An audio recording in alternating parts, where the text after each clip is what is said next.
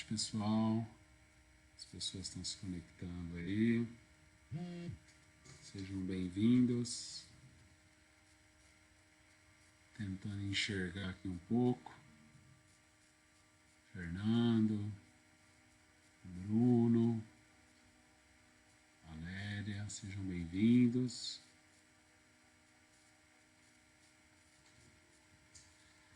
Eu só sei que costumo dar um minutinho aí para a gente poder começar, para as pessoas irem chegando, tá?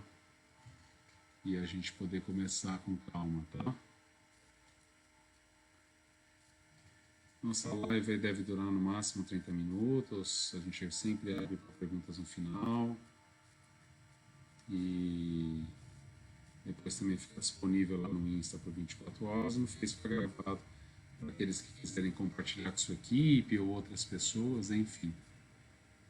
Sejam todos bem-vindos. Acho que a gente pode começar, até em respeito a quem chegou aqui no horário. Muito bem, pessoal. Mais uma vez aqui, sejam bem-vindos. Esse é um novo canal de comunicação da Iluminata, no qual, por meio de aulas online, a gente tenta levar um pouco da nossa experiência, da nossa vivência para as organizações. E com certeza também para os processos individuais de cada um.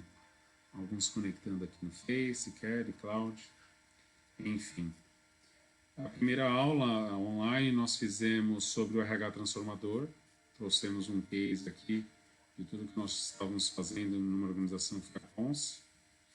Acho que a aula de hoje, o objetivo é falar um pouco sobre assessments e de uma forma um pouco mais humanizada, falar um pouco do QH, um pouquinho dos outros de mercado. A ideia nem é tanto comparar, mas trazer um pouco de consciência de quando usar um ou quando usar o outro, enfim. E muito mais do que isso, olhar para algo que começa a olhar o ser humano de uma forma integral, né? A gente vai falar bastante sobre isso. A ideia é uma vez por mês aí ter esses encontros por aqui, essas aulas online, teremos temas de cultura transformacional, teremos falando sobre liderança 4.0, enfim, temas relevantes aí que de alguma forma vocês escolheram. Tudo bem? Eu e o João vamos estar sempre conduzindo aqui as aulas. Muito bem, pessoal, vamos começar aqui. Eu acho que primeiro, para poder trazer um pouco do QH, é muito importante que a gente entenda a história, né? Entenda o que está por trás disso tudo. E eu vou tentar resumir a história dos assessments de uma forma bastante simplista, até para que todos possam estar alinhados, aí, cada um da sua forma. Né? Eu acho que tudo começa lá no passado, principalmente na era industrial, onde o foco era se você era um bom técnico ou não era. E por muitos anos ficou-se simplesmente contratando pessoas, remunerando pessoas, por pura e simplesmente se ela era tecnicamente boa ou não. Até que em algum momento falaram assim, poxa, essa pessoa é tecnicamente muito boa, só que ela tem um comportamento que não é muito aceitável. E começava a causar problemas dentro das organizações. E nesse momento começou a se medir a parte técnica e a parte de comportamento. Então, até mesmo no processo de recrutamento e seleção. Isso por anos funcionou muito bem.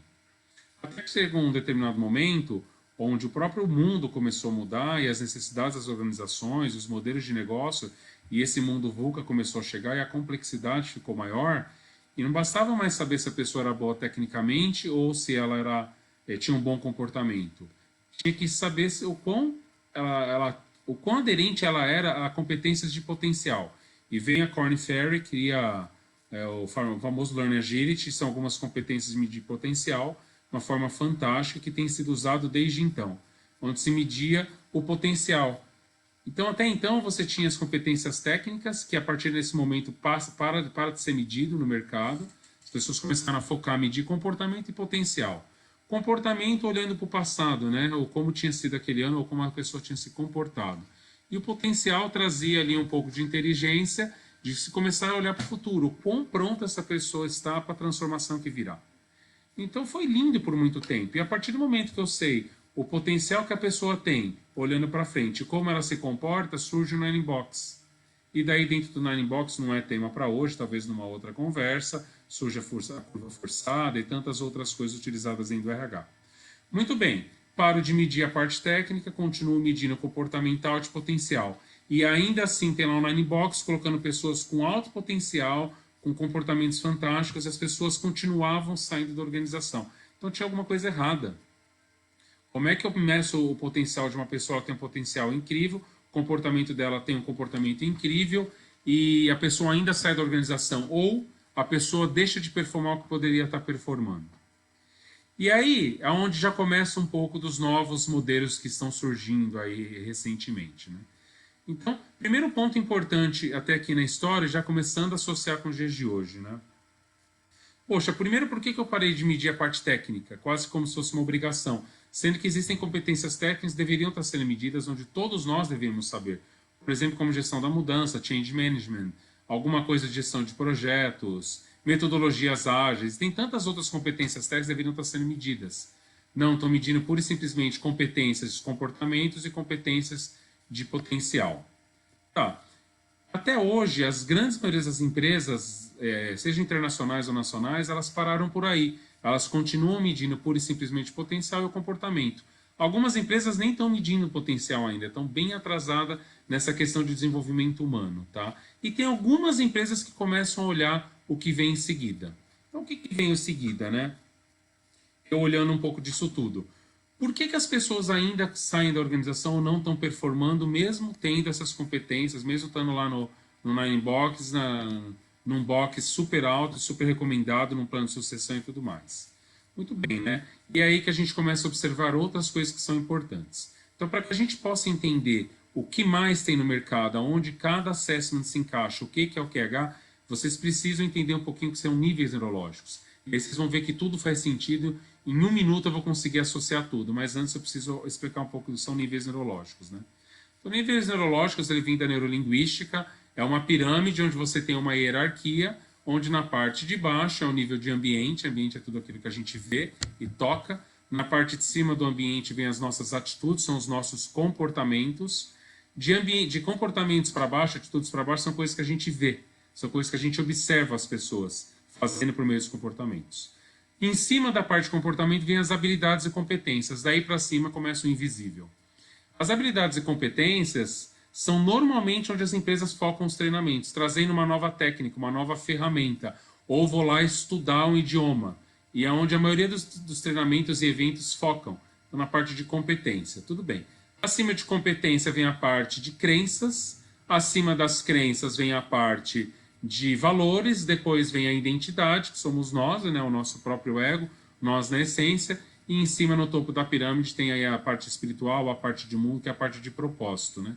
Acima do nível de identidade é olhar para fora, né, olhando o todo. A parte de identidade para baixo, a gente olha nós mesmos internamente. Então, seja eu como ser humano olhando a identidade para baixo, sou eu, minha identidade, minhas crenças, meus valores, seja eu uma organização olhando minha missão, minha visão, meus valores, minhas competências, ou quando eu olho para o propósito, é a primeira vez que eu saio de dentro de mim, ou a organização sai dela e começo a olhar o que eu entrego para o mundo. Muito bem, expliquei rapidamente as pirâmides, os níveis neurológicos, que é uma pirâmide. Vamos encaixar agora todos os assessments um pouco nisso. Então, eu comentei que as empresas, até hoje, a grande maioria se baseia em medir as competências comportamentais e competências de potencial. Os dois continuam no mesmo nível neurológico, que são competências. Abaixo de competências eu tenho os comportamentos e o ambiente. Acima de competências eu tenho o mundo. Então, olhando os assessments de mercado de hoje em dia, pessoal. E que eles têm uma importância muito grande para algumas organizações ou para algumas situações. Então, se eu falar no DISC, para começar, o DISC é uma ferramenta muito baseada em Jung, baseada, consequentemente, em comportamentos. Então, comportamento está abaixo de competência nos níveis neurológicos, você percebe? Quanto mais na base da pirâmide, pessoal, mais fácil eu mudar. O ambiente, por exemplo, eu mudo um copo, eu troco uma toalha, eu ponho uma cortina diferente, eu troco de roupa, eu mudei o ambiente. Quanto mais eu subo para comportamento, já começa a ficar um pouco mais complexo eu mudar um comportamento. Quando mais eu subo na pirâmide, mais complexo vai ser. Então, um DISC que é baseado em comportamento, muito importante, sim, para você aplicar dentro de uma empresa por um período de curto prazo, com ações imediatas. E aí, por quê? Porque ele é focado em comportamentos. Os comportamentos eu mudo. A mesma coisa no MBTI, ele pega um pouco de comportamentos, traz um pouquinho para o nível de competência e ainda assim um grande foco de observar somente isso. Se eu pegar as competências de potencial, por mais que elas olhem o futuro, então já é melhor, porque eu paro de olhar o passado e eu começo a olhar o futuro, é o quão aderente, o quão pronto eu estou para a transformação que está por vir, ainda assim está no nível de competência. Se eu pegar outros assessments do próprio Barrett, que é um trabalho fantástico de mapeamento de cultura que se é feito. Aqui um parênteses, toda vez que a gente fala cultura de uma organização, a gente está trabalhando nos níveis neurológicos, nos níveis de crenças, valores e identidade. Tá? Isso é trabalhar a cultura da organização. Então Barrett pega valores, fantástico, já está pegando no nível muito mais acima. Até porque quando eu trabalho um valor, todo o desdobramento dentro da pirâmide para as competências, para as crenças, para as atitudes, isso é muito mais fácil. Então, o assessment do Barrett é um que está muito mais completo de olhar o ser humano um pouco melhor. Ainda assim, ele olha pura e simplesmente um nível, que é o nível de valores. Se a gente pegar o Insight, que o Instituto Pieron, que aplica aqui no Brasil, o Insight é um dos assessments que eu enxergo ele um pouco mais completo. Então ele consegue olhar um pouco das competências, ele olha um pouco das atitudes, ele olha competências, ele olha um pouco de crenças e valores. Então o Insight ele consegue te entregar uma visão um pouco mais completa do ser humano. E ainda assim é dessa forma que fica. E assim tantos outros assessments, tá? O QATI, o Quantum, True Colors, PI, e aí infinitas outras possibilidades. Eu diria que a grande parte dos assessments de mercado são baseados em Jung, são baseados em comportamentos, em atitudes e algumas em competências, tá? Poucos conseguem subir, como o PI e o Barrett, subir para os níveis de cima dos níveis neurológicos. Muito bem. Então, temos uma história completa e a própria explicação que eu acabei de falar dos níveis neurológicos explica por si só por que as pessoas continuam saindo da organização. Então, vamos pensar. Poxa, se tudo que eu estou medindo é no nível de competência, ou num único nível, que é o níveis neurológicos, primeiro, eu já não estou enxergando a pessoa como um todo. Então, será que eu estou tendo realmente um diagnóstico real daquela pessoa, daquele ser humano, daquela posição? Tá? Um outro ponto que é muito importante, né? Até olhando aqui as questões do que eu vou falar daqui a pouco do QH, né?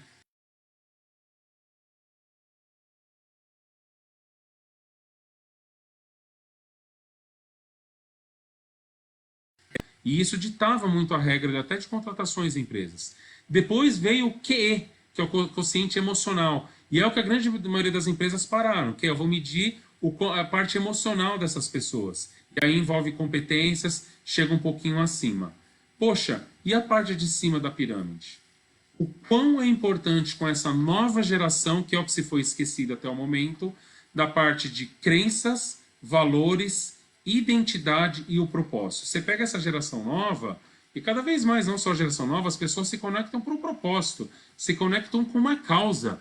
Então não importa mais, eu posso estar tecnicamente bem, ter um ótimo comportamento dentro das organizações, ter um super potencial para a transformação que está para vir. Mas e os meus valores? Estão batendo com o da organização? As minhas crenças estão relacionadas e batendo com o da organização? E a minha identidade, quem eu sou na minha essência, está conectado com a da organização? Que é o nível de missão, a minha missão está batendo com a missão da empresa? E por último, o propósito. O meu propósito tem a ver com a organização? Então, me recordo de um caso que me contaram, e de forma alguma aqui, usando só como exemplos, né, uma pessoa foi fazer um processo seletivo numa empresa do setor de cigarros. E ela tinha passado, estava tudo pronto, ela ia assumir a diretoria de uma dessas áreas, e na última entrevista que foi com o presidente, ele falou, poxa, você percebe realmente o que você está vindo fazer aqui? É tudo bem para você vender cigarro, que de alguma forma faz mal para as pessoas? Ele falou, sim, isso eu já trabalhei. Ele falou, não, você não está entendendo, o setor de cigarros é um dos setores que está caindo no mundo inteiro. E a gente tem uma tendência até de começar a vender para adolescentes ou crianças. E naquele momento bateu um valor dele, onde ele tinha filhos e ele achava que aquele não era um movimento, dentro do conceito dele aqui, sem julgar que está certo ou errado, tá? E até mesmo porque, conhecendo um pouco de alguns projetos que eu já fiz dentro de empresas de cigarros, elas estão totalmente se reinventando e ainda farão coisas lindas, maravilhosas dentro desse planeta, tá? Mas é um exemplo de que podia estar batendo as competências técnicas, as comportamentais, as de potencial, na inbox lá em cima, mas os valores não bateram e fez com que ele recusou o trabalho, ele recusou entrar naquela organização. Eu poderia até usar o meu próprio exemplo, né? Em um momento, numa das Big Fours, adorei trabalhar lá, aprendi muito, estava tudo fluindo muito bem, mas quando eu olhava para o meu propósito de vida e para algumas questões que eu queria começar a trabalhar ali para frente, não batia com a empresa. Então, pessoal, de uma forma resumida, é muito importante que daqui para frente as organizações continuem medindo, não estou falando para não medir, continuem medindo a parte comportamental, continuem medindo o potencial, sim, mas saiam do nível de competências. Comecem a observar as crenças dessas pessoas que a gente está fazendo para a organização, os valores dela e o nível de propósito. Então você começa a olhar os níveis neurológicos de forma completa. Então, aqui já deu para entender um pouquinho dos assessments de mercado, e agora eu queria entrar um pouco no QH. Muito mais do que falar do QH é falar de assessments que observam o ser humano de uma forma integral. Então, primeiro ponto, que é bem relevante, talvez essa seja a parte mais importante da live, né? O que é observar o ser humano de forma integral? Já começa a observar, né? A palavra de assessment dá muito uma questão de aderência, né? Como se o ser humano fosse uma máquina e fosse fácil você comparar uma coisa com a outra, tá ou não tá ali, enfim. Então, observar já traz uma visão diferente. É uma forma de observar. Talvez se 20 pessoas observarem um mesmo fato, uma mesma pessoa, elas observem de formas diferentes. Isso já vem até lá com os mapas da neurolinguística. Então, o primeiro ponto nesse acesso no QH é observar o ser humano. É se permitir observar uma parte dele, dentre as infinitas outras partes que poderiam estar sendo observadas. Segundo ponto, o que é observar o ser humano?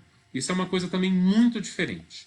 A maioria desses assessments observam ou a pessoa naquele momento, porque já que é baseado em comportamentos, como estou me comportando naquele momento, ou observa a posição da pessoa.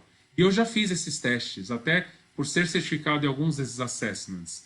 Então, se eu respondo o assessment como líder da minha empresa, é um resultado que dá. Se eu respondo o assessment pensando como pai, me dá um outro resultado. Poxa, mas calma aí, tem alguma coisa errada. E será que as organizações ainda estão olhando as pessoas pura e simplesmente na posição? Então daí que vem a palavra observar o ser humano. Cada vez mais fácil e necessário a gente olhar o ser humano que está por trás daquilo ali. Não me importa muito a posição dele como líder, me importa o ser humano que está por trás, que é o nível de identidade. O ser humano somos um só, podemos ter diversos papéis, como líder, pai, filho, amigo, namorado, marido, mas como pessoa somos uma coisa só. E é isso que a gente precisa pegar, é no topo da pirâmide. É olhar, além de tudo o resto que a gente já falou, olhar o ser humano.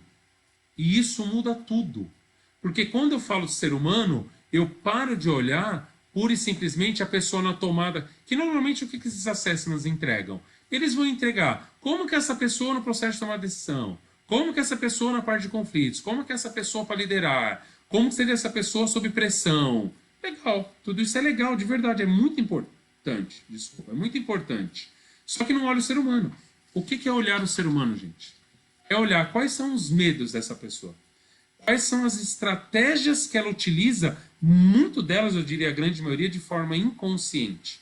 Quais são as formas que ela utiliza para se auto-boicotar? Quais são, por exemplo, os mecanismos de defesa? Que de repente numa reunião eu acesso o mecanismo de defesa, me fecho, tudo aquilo que vem depois, seja no processo de dar e receber feedback, seja até numa conversa com o cliente, se eu me fechei, tudo que vem em seguida já não me conecta mais. Eu estou olhando o ser humano pura e simplesmente de uma forma mental, e eu não estou acessando a parte emocional. Então, observar, a gente já falou o que é essa palavra observar. O ser humano, a gente acabou de trazer exemplos, é olhar a pessoa, o ser humano que está por trás. Vamos sim mapear os medos que ela tem. Imagine o RH, eu vou falar isso na parte de cultura, que lindo o RH saber quais são os maiores medos das pessoas dentro da organização.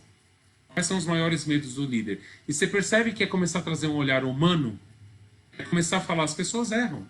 Os seres humanos têm medo, sim. Não é porque é um líder de 20 anos de experiência que ele não vai poder estar em uma determinada situação, até pensando em liderança situacional, numa determinada situação inseguro. E que bom é acolher isso e poder olhar para isso da forma que tem que ser olhada. E não fingir que a gente não está vendo e cobrar por simplesmente resultado. Observar o ser humano de forma integral. E o que é essa forma integral? Então aqui também traz, primeiro, todos os níveis neurológicos que eu comentei. Vou falar um pouco dos níveis neurológicos de novo. Os assessments de hoje em dia Primeiro que pouquíssimos olham o nível de ambiente. Lembra que eu comentei que é a base da pirâmide? O nível de ambiente, pessoal, é muito importante, principalmente em trabalhos de cultura. Quando você chega numa organização e você vê as salas, você vê as cores, você vê os símbolos, você vê o estacionamento, se tem estacionamento privativo para presidentes, aonde que fica cada um sentado, ou se é tudo aberto. Isso são símbolos, é nível de ambiente. É importantíssimo a gente mapear um assessment. Até porque o ambiente vai influenciar diretamente os comportamentos das pessoas. Eu não vou para uma praia da mesma forma que eu venho para uma organização, ou a forma as próprias palavras que eu uso, no nível de comportamento, no nível de ser humano não, eu sou um só. Percebe? Então, o olhar de forma integral tem que se olhar o ambiente, sim. É importante se entender o contexto que aquela pessoa está apresentando aquele resultado. Depois vamos olhar as competências, sim, mas não mais só as competências comportamentais e de potencial, que são importantíssimas. Vamos voltar a olhar algumas competências técnicas que todos nós deveríamos ter. E vamos olhar outras competências que de repente deveriam estar sendo olhadas e estão sendo esquecidas. Mas a gente não vai parar aí. A gente vai medir a parte de crenças. Quais são as crenças daquele líder ou daquela pessoa que está ocupando uma determinada posição? Se uma crença não bateu, se ele sentir que ele não tem o merecimento, ou se ele não sentir que ele não é capaz, ou se ele tem uma crença que muito dinheiro é ruim, por uma série de fatores que a gente não vai entrar aqui, de que forma que isso pode impactar uma área comercial? E se ele entender que uma crença ali é tão forte para ele, ele talvez nunca tenha a atitude que a gente espera de uma pessoa, ou uma competência que a gente espera dele. Então, precisa se medir as crenças, e principalmente bater se estão alinhadas com as crenças da empresa. Se não estiverem alinhadas, pessoal, o trabalho de desenvolvimento é muito maior, o esforço é muito maior. Na mesma coisa no nível de valores.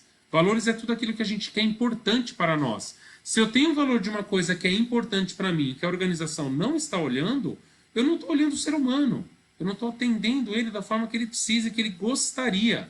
Eu vejo diversas organizações repetindo padrões. Vamos trazer academia para todo mundo. Vamos agora planos de previdência. Eu falei um pouco isso no RH Transformador, né? Que o RH, tinha muitos RHs falando que não eram mais DPs, que eram RHs estratégicos, pura e simplesmente porque agora eu tenho uma avaliação, eu tenho uma calibragem, eu tenho uma metodologia lá de mérito, mas elas só estão repetindo padrões de outras empresas. Elas nem sequer perguntaram o que aquelas pessoas precisam. Num processo de implementação de um SAP, vão se gastar 60 milhões, 100 milhões, às vezes em 2, 3 anos, em ferramentas e processos e técnicas, e ninguém está perguntando do que a pessoa está com medo. Toda vez que existe uma resistência, existe um medo por trás. Ou uma insegurança, que está atrelado a uma emoção básica, que é o medo. Ou um se sentir inferior, que está atrelado a uma emoção básica, que é o medo. Então, toda a resistência, todo o processo de transformação, dentre diversas coisas, vai existir uma resistência. A resistência está atrelada ao medo. E isso é olhar o ser humano de forma integral. Então, continuando, a gente vai medir ambiente, competências, os comportamentos também. Vamos olhar as crenças, vamos olhar os valores e vamos olhar quem é esse ser humano, no nível de identidade. Quem sou eu? E vamos olhar o propósito, que é o que eu entrego para o planeta. Se o meu propósito de vida não estiver conectado com o propósito da organização, que por sinal a grande maioria das organizações ainda estão buscando seu propósito, algumas estão mudando a palavra missão para propósito como se fosse a mesma coisa, não faz a mínima ideia o que é um propósito, né? Propósito é sair de mim, é sair do meu ego, é sair de dentro de mim e ir para fora. O que eu entrego para a organização? O que eu entrego para esse novo mundo? Qual que é o meu papel, o meu legado que eu deixo? Saindo inclusive dos meus egos, das minhas intenções, das minhas necessidades. Enfim, isso é olhar o ser humano de forma integral. E isso basta? Não. Tem mais algumas coisas que o QH observa. Uma delas, e aí a gente vai trazer ferramentas de Enneagrama e tantas outras ferramentas que vão se conversando, que é olhar, por exemplo, a tipologia da pessoa.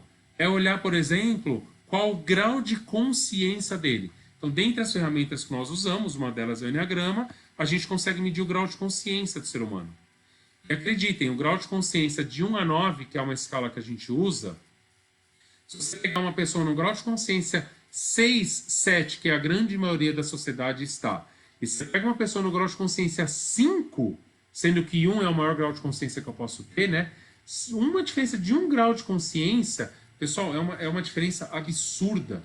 A maioria dos trabalhos que nós temos feito nas organizações é trazer o protagonismo de volta para a liderança. A liderança trazer o problema para ela E não falar, não, o problema foi o governo, o problema foi o trânsito, não, mas deu esse problema porque a outra área. Não, o que eu posso fazer diferente. Como eu posso me mudar e me transformar e automaticamente transformar minha equipe. Isso é uma diferença de 1 grau de consciência. Um exemplo aqui mais simbólico para vocês entenderem. Então, imagine a gente medir o grau de consciência. Isso muda tudo. Uma pessoa no grau de consciência 5, em 1, 2 anos você coloca ela em qualquer plano sucessório. Uma pessoa no grau de consciência 6, 7, você vai demorar 3, 4, 5 anos se a pessoa quiser. Então imagine você medir isso. Então, olhando de uma forma mais macro, pessoal, o QH, ele mede o QI, que é o quociente inteligente, ele mede o QE, que é o quociente emocional, ele mede o QS, que é um novo termo, é o quociente espiritual. O que é o quociente espiritual? É a parte de propósito, missão, visão e valores. E crenças, tá? E ele mede essa parte do ser humano profundamente. Quais são os medos dessas pessoas, as estratégias de defesa, seus mecanismos que ela utiliza, o que ela vai fazer para sobreviver, como que ela se defende, quando ela se fecha. A gente olha muito os centros de inteligência, que é o emocional, o mental, o emocional e o instintivo. Olhar quais são os instintos dessa pessoa e infinitas outras coisas que são observadas.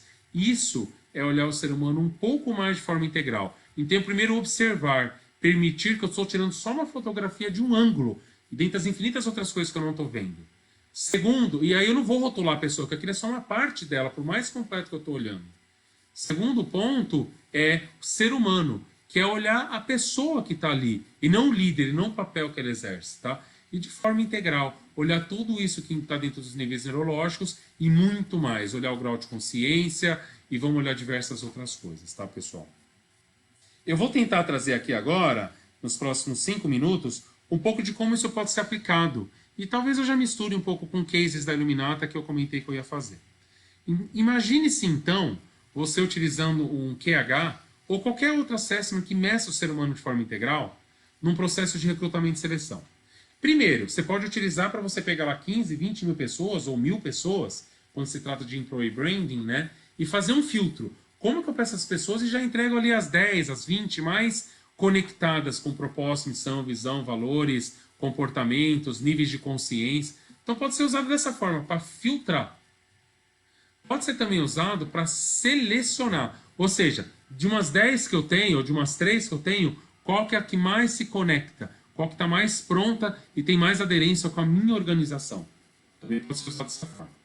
Agora, mais do que isso, pessoal, quando você usa um QH, um assessment como esse, num processo de recrutamento e seleção, eu vou falar daqui a pouco na parte de trilhas, ele te entrega um perfil ali, o ser humano de uma forma muito completa.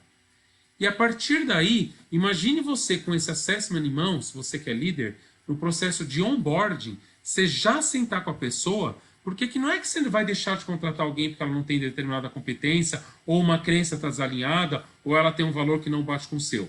Inclusive, muitas empresas, principalmente indústrias, ou empresas que trabalham no interior, às vezes, você tem aquelas pessoas que não estão 100% preparadas. Às vezes é uma empresa que está abrindo o negócio dela numa nova cidade. Principalmente essas empresas de engenharia, vão fazer esses mega projetos, as pessoas não estão preparadas. Então não dá nem para não contratar. Eu fiz um projeto uma vez que o projeto participaria 5 mil pessoas. Na cidade tinha 3 mil. Então ia ter que vir pessoas de outros lugares. Então a questão não é contratar ou não. Pode ser usado para isso. Mas mais do que isso, é desde o início você saber o gap. Você saber o que precisa ser trabalhado. Então imagine num onboard, um líder usando isso numa conversa com o seu liderado, falando, olha, você foi contratado, estamos muito felizes e a gente já observou alguns gaps. E a gente quer criar um plano aqui de ação para que nos próximos 3 meses, que inclusive é um tempo de experiência, você já se desenvolva em alguns. Então já é conhecer a pessoa desde o início. Na hora que você for criar um plano de carreira, você já sabe aonde tem que ser trabalhado. Você já sabe aonde focar. Pensando em onboard, dentro da Illuminata a gente chama muito de acolhimento, falei isso lá na RH Transformação. A pessoa que está entrando numa empresa, ela deveria ser acolhida, mais do que pressionada e já colocar ela para trabalhar, como já aconteceu comigo e com todos nós, né? E já uma pressão de resultados, deu uma semana, a pessoa já tem que estar a 1000. Não, ela está num processo de acolhimento, o onboard é um acolhimento. Eu vou acolher os medos dela, eu vou acolher as fraquezas dela, eu vou mostrar que tudo bem ela se perceber de uma forma integral, porque normalmente nem ela está acostumada, né? E que eu também estou vendo e está tudo bem. A gente está alinhado. A gente tem espaço para ser humano dentro dessa organização. Então, essa é uma das formas, você utilizar no recrutamento e seleção, mas que pode ser e deve ser desdobrado ao longo do onboarding, do plano de carreira e assim vai. Uma outra forma que também dá para se utilizar o QH, né, que é olhar essas pessoas de forma integral, são num processo de transformação e normalmente trilhas de desenvolvimento. Então imagine que você tem um grupo de líderes, seja da alta liderança, da média liderança, ou coordenadores e supervisores, não importa, e você quer medir, que você quer mapear como a minha liderança está frente a quem nós somos. Quem nós somos está no nível de identidade, né? Como a minha liderança está frente aos meus valores, às minhas crenças. Então, é medir um pouco olhando a cultura, né? Então, você vai pegar um grupo de pessoas, de líderes, e vai utilizar o Assessment para olhar isso profundamente. O que o QH entrega na trilha de desenvolvimento, tá? Voltando um pouco aos outros Assessments. A maioria dos Assessments entrega a aderência. Olha como essa pessoa é frente a essas competências e faz algumas observações frente à tomada de decisão, pressão, enfim, alguns entregam algumas coisas mais valiosas, assim como o próprio PI, o próprio Insight aí da Pieron, se entregam coisas mais valiosas. Mas, e aí, o que eu faço com essa informação? Normalmente a pessoa tem aquilo, ela se conhece um pouquinho mais, a empresa tem aquilo, fala legal, e o que eu faço com aquilo? Então, o QH, ele entrega, além da aderência a todos esses níveis neurológicos e tudo que a gente falou aqui até agora, além de olhar o ser humano de forma integral, ele entrega a trilha de transformação, que é, olha o que você precisa fazer. Então, eu como indivíduo me conheço profundamente, porque eu estou me olhando de forma integral, eu já conheço ali o que eu preciso fazer, e a organização também. Então, ela entrega duas trilhas, a individual, TTI, trilha de transformação individual, lembrando que a Luminata é uma escola de transformação, a gente vai entregar uma trilha de transformação e não de trabalhar pura e simplesmente alguns comportamentos. E o TTE, trilha de transformação da equipe, que é o que a minha equipe precisa fazer. Pessoal, são movimentos totalmente diferentes. O que uma equipe, como equipe, precisa fazer para ser uma equipe de alta performance e o que eu, como indivíduo, preciso fazer. Inclusive em momentos diferentes. Como equipe, eu estou considerando todos. Como indivíduo, eu estou considerando pura e simplesmente eu. Então, o QH também entrega trilhas de desenvolvimento, trilhas para liderança. E aí, seja para alta liderança, para média, para não importa. Tá? Sendo que ele entrega a trilha individual e a da equipe. Ele entrega a aderência e o que realmente eu preciso fazer. Tá? Então, esse é um grande diferencial. E por último, pessoal, não sei se é por último, né, mas o que mais a gente pode usar o QH, né? Para trabalhar a cultura. A Luminata também trabalha com Barretts. Às vezes é muito importante você entrar com uma ferramenta como o Barretts, que é fantástica para medir o grau de aderência aos valores, medir o grau de entropia, ver quais valores fazem ou não parte, e depois trazer isso para um processo de transformação, que aí já não fica tanto no assessment do Barretts em si, mas aí o que a Luminata sabe fazer muito bem, que é a implantação. Então nós também trabalhamos com Barretts, também somos certificados com isso. Mas muitas vezes a gente tem utilizado cada vez mais o QH. Então imagine você medir toda uma organização ou toda a sua liderança e você começar a gerar relatórios por área. Você começar a gerar relatórios por gêneros, por idades, por posição e você começar a comparar. Poxa, vamos olhar aqui o quão aderente a minha liderança mais jovem está frente à organização comparando com a minha liderança mais sênior. Vamos começar a comparar um pouco de homem e mulher? Vamos começar a comparar por idades? Vamos começar a comparar por região? Então, você começa a ter um mapeamento muito profundo da cultura da organização. Lembra que cultura, que eu expliquei em níveis neurológicos, é identidade, valores e crenças? Você está trabalhando ali com cultura, principalmente valores e crenças. Tudo isso também é medido e muito mais. Então, você começa a usar o QH para você olhar a organização como um todo. Uma das coisas que tem acontecido é as pessoas medir o trabalho de cultura da organização de hoje, falar qual que é o grau de entropia e depois fazer algum trabalho de cultura. Que o Eliminata não acredita que isso é a única forma de se trabalhar a cultura. Como seria se a gente definisse quem nós queremos ser no futuro? E aí eu vou medir o grau da cultura ou de aderência frente ao que eu quero ser e não frente ao que eu sou. O gap é outro. E aí, em cima disso, eu vou trabalhar com o processo de transformação.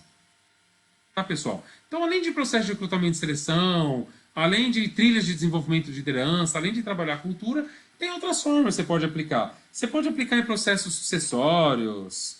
Enfim, você pode aplicar em processo de coaching.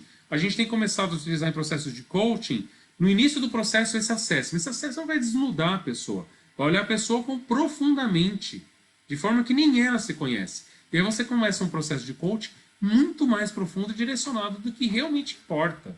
Você percebe? Enfim, pessoal, deu aí os nossos 35 minutos. Eu vou partir para um final, falar um pouco de cases e vou abrir aí para algumas perguntas se vocês tiverem. Então, aqueles que tiverem perguntas podem já ir trazendo. Eu vou dar uma passada aqui rápida, tá? Cases que estão sendo implementados e foram, vou falar pelo menos de 2 aí, né? A Ponça, semana passada, na outra encontro, eu trouxe a Ponça é uma das empresas que a gente usou. Então, a Ponça, neste momento, está usando e passará a usar daqui para frente para todo o seu processo de recrutamento e seleção. A Ponce também utilizou para criar a trilha de desenvolvimento da organização. E ela também está pensando em agora mapear a organização inteira. Imagine mapear as pessoas que ficam lá no meio da floresta, mapear as pessoas que ficam no site, mapear o corporativo, o administrativo, fazer comparações, criar trilhas diferentes, enfim. Então, é uma das formas que a gente tem usado. A gente também utilizou bastante na Natura, principalmente na área comercial, onde foi trabalhado toda a parte do que é uma... da parte de identidade da área comercial que foi criada, uma equipe de alta performance, o que era isso para eles, e a gente mapeou como que a liderança estava à frente, aquele pilar ali, aquela equipe de alta performance, e daí saiu as trilhas de desenvolvimento. Imagine uma empresa mapear a sua rede inteira de 2 milhões de pessoas no Brasil, você poder começar a comparar por regiões e diversas coisas podem ser feitas. Enfim, pessoal, esses foram alguns dos cases que nós estamos usando em processos de coach também em outras organizações. E eu vou me dar o direito aqui, até respeitando um pouco do horário, de a gente finalizando por aqui. O QH, pessoal, é um assessment que está só começando. Tem diversas outras coisas que eu nem comentei aqui, que ainda vai olhar o ser humano de forma mais integral ainda, mas que eu acho que não é o momento e nem a Iluminato ainda está pronta para falar de tal. A gente ainda está trabalhando nisso, começando a fazer pilotos, começando a utilizar isso em algumas organizações para sentir. A ideia é que esse assessment no QH, o quociente humano, se transforme em um app em diversos idiomas e ele vai nos ajudar a medir o grau de consciência do ser humano. E a partir do momento que eu começo a medir o grau de consciência do ser humano, comparando países, comparando etnias, culturas, e assim vai nos permitir também, Iluminata, criar outras coisas de transformação que está focada para isso. Tudo bem? Pessoal, é mais ou menos o que eu queria trazer aqui na live de hoje, falando um pouco da história desses assessments, como eles surgiram, coisas que eles deixaram de fazer que deveriam estar fazendo, coisas que eles estão medindo, às vezes, num único nível de consciência, num único nível de neurológico, poderiam estar medindo muito mais, assessments que entregam coisas mais profundas, e percebam, pessoal, não estou falando que um é melhor que o outro. Tem assessments que sim, eu continuo eu mesmo ainda utilizando um DISC para um tipo de conversa, ou para uma coisa pontual, ou para uma coisa bem focada para aquele momento, e tem momentos sim que eu vou usar o QH para olhar minha organização como um todo, ou olhar o ser humano de forma profunda, para que eu possa ter uma trilha de transformação profunda. Tudo bem? É isso, eu vou dar uma olhada agora aqui em perguntas, se alguém tem algum questionamento. Lembrando que essa live aqui fica gravada no Facebook para outras pessoas que querem ver depois, no Insta por 24 horas. Seria bastante interessante e eu ficaria super feliz se ao final dessa live vocês pudessem compartilhar com as suas equipes, compartilhar com as pessoas das organizações, do RH, ou com seus parceiros, dar os likes lá para ajudar a gente também a divulgar esse trabalho que de verdade tem sido lindo e cada vez mais transformador, tá? Eu vou olhar aqui no Face, a princípio aqui tem só alguns comentários, nenhuma pergunta. Olhando um pouco no Insta, como muitas pessoas entraram, não sei se eu vou perder aqui alguma coisa, tá?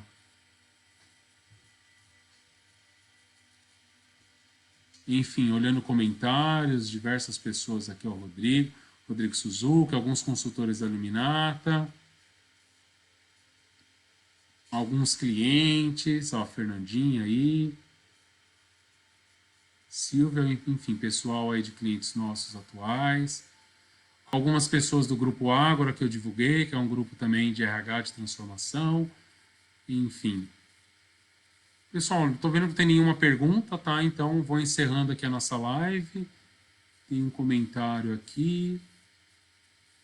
Eu vou encerrando então a nossa live, já que a princípio não tem nenhuma pergunta. Vocês podem enviar as perguntas por e-mail, marcelo.silva@iluminata com 2ts.net, tá? Também vocês podem entrar nos nossos canais de comunicação, nas redes sociais, no nosso próprio site tem os nossos contatos. estou super à disposição, tá? A gente sempre faz depois um follow-up com essas pessoas que entraram em contato, que participaram da live, e a gente vai conversando mais sobre isso, tá, pessoal? Espero que vocês tenham curtido aí. Um abraço, pessoal. Boa noite.